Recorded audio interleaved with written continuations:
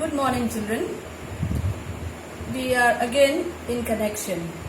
Hope you are all fine and safe at home and you are continuing with your e-classes. Now today our lesson is, you refer to your book.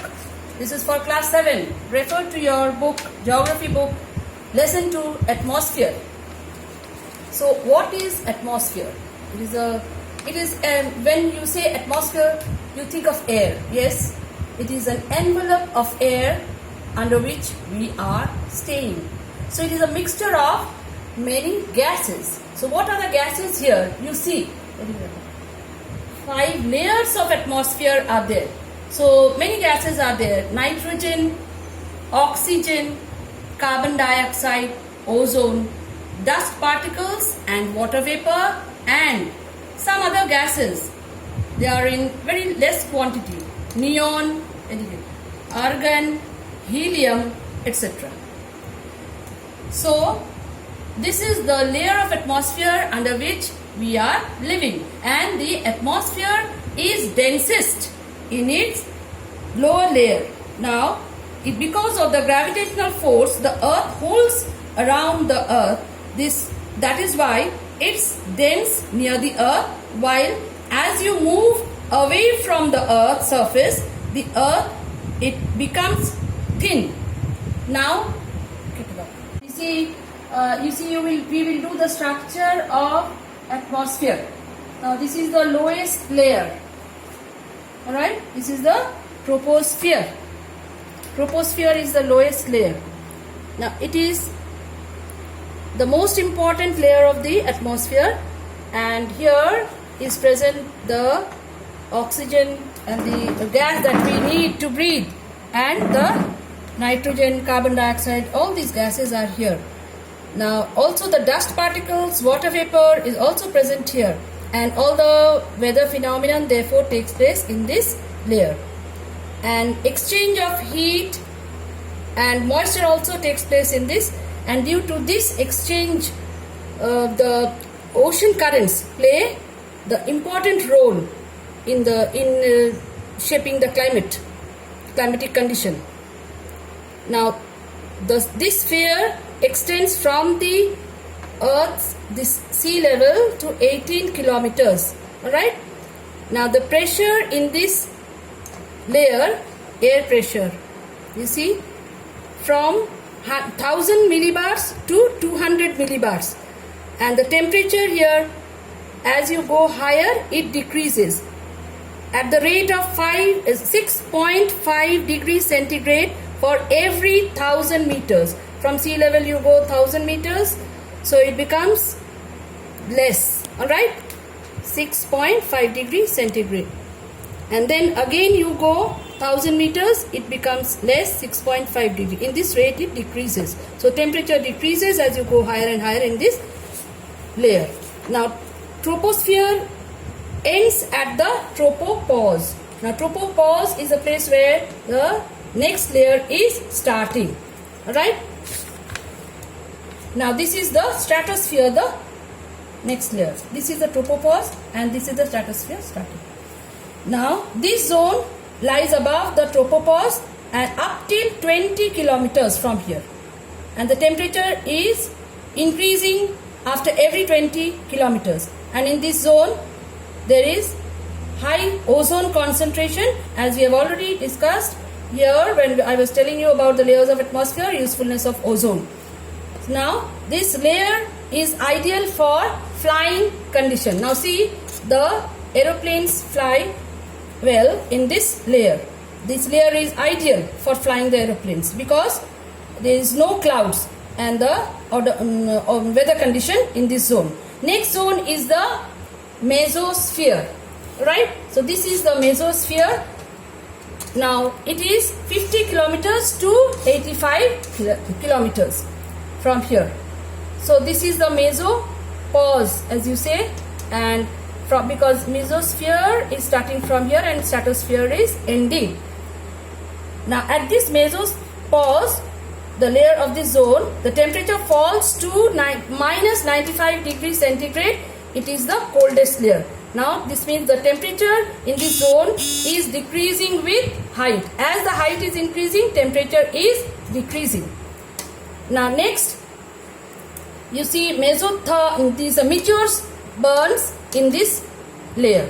Alright, meteors fall from the space, and before they reach the earth's surface, they burn up here in this region. Now thermosphere, next layer is the thermosphere. It extends from 80 to 600 kilometers. Alright, and then the exosphere starts, and then exosphere meets with the space. Now this is called the isothermal region, the thermosphere, isothermal region. Now temperature rises here again in this region with the increase in height. The chief characteristics of this sphere is the ionosphere. Here the ionosphere, the electrically charged particles are there, which is called the ions, and these charged particles reflect the outgoing radio waves. Now radio waves from here reflect back to the earth's surface, and the transmitters are there, and waves transmitted from the earth are reflected back to the earth from this ionosphere, and they catch this, and therefore you can hear the radios or hear the sound in the television or through the telephones. And next is the exosphere. Alright, last layer is the exosphere. And in the thermosphere, let me tell you about the aurora borealis. This is a spectacular scene of light that you see in the northern sky and in the southern sky, near the northern hemisphere and southern hemisphere. It is called the aurora borealis and the aurora australis. Now, australis. Now, this is what you see. Let me explain. Now, when the charged particles from the sun strike atoms and molecules in the Earth's surface, in Earth's atmosphere, they excite those atoms, causing them to light up in this region. And atoms consist of this central nucleus and surrounded cloud of electrons encircling the nucleus in an orbit. So they encircle in the orbit. When charged particles from the sun strike the atmosphere in this layer, Earth's atmosphere, electrons move to higher energy orbits further away from the nucleus. From the nucleus, they move away. And then when an electron moves back to a lower level energy of the orbit, it releases a particle of light photons, and that is the spectacular light that flickers. And what happens in an aurora borealis or australis is this. It is similar, as you see, to what happens in the neon lights. You have seen neon lights in the advertisement they give, the big hoardings. We see on many business signs, electricity is used to excite the atoms in the neon gas within the glass tubes of a neon sign. This is the same, things happen, but in a more vast ways. Alright, so this is the spectacular scene that you can see in the northern sky. So I will attach a video there of this aurora borealis or the aurora australis, as it is called, in northern and southern skies.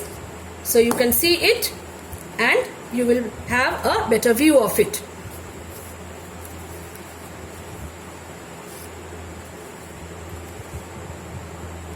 Now we will study about the comparative study of these gases. Now concentrate on this. Nitrogen, you see it is the lightest gas. The concentration is 78.08% in the atmosphere, and then is the oxygen is 21%, and least concentration is of ozone. This is 0.00006%. Alright. Now see, the nitrogen is the lightest gas, and it is lighter than oxygen and carbon dioxide. And oxygen is heavier than nitrogen but lighter than carbon dioxide. Now let us see the usefulness of these gases in the atmosphere. Now take for nitrogen, its concentration is essential as all organisms need nitrogen for their growth. Then it also controls combustion, that is burning. It is difficult to control fire without nitrogen. Now oxygen is the most useful gas. You see, you cannot do away with this. You have to breathe in oxygen, and it is essential for all organisms to breathe, and it is therefore called the life supporting gas. And second use is, you see, it is essential for burning or combustion. Without oxygen you cannot, things will not burn. Now ozone, you see, usefulness is what? It absorbs harmful ultraviolet rays coming from the sun, and it traps the heat of the sun and keeps the earth warm. Otherwise our earth would become very cold when the heat would escape into the space. Now children, see the role of dust particles and water vapor. Take out page 20. It is given here, you see. The atmosphere, you see, has an unpredictable proportion of water. That is, it is not predictable. How much water vapor will be there in which place? So, somewhere near the coastal regions it is more, in the drier regions it is less. Now the water exists in the atmosphere either in the gaseous form or as water vapor, or in liquid form as the rain, cloud, etc., or in this is the gaseous form as the cloud, and snow, hail is the solid form. Now we find a great contrast in weather and climate of different regions because of the variation in the water content in the atmosphere in those places.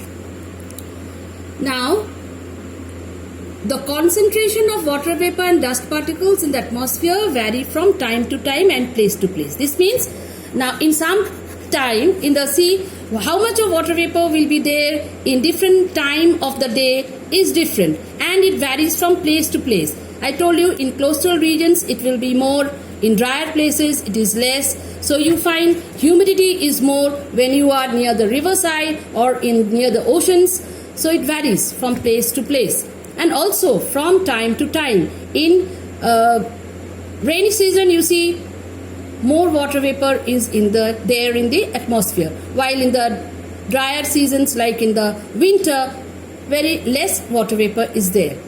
Now see the second point. The water vapor is mainly concentrated near the oceanic floor as compared to the landmass. That is told, in the land region water vapor is concentration is less, while in the oceanic floor it is more. The dust particles play a significant role. This is a very important thing here, you see, in the process of condensation. Now condensation takes place, and then the clouds are formed in the higher layer of the atmosphere.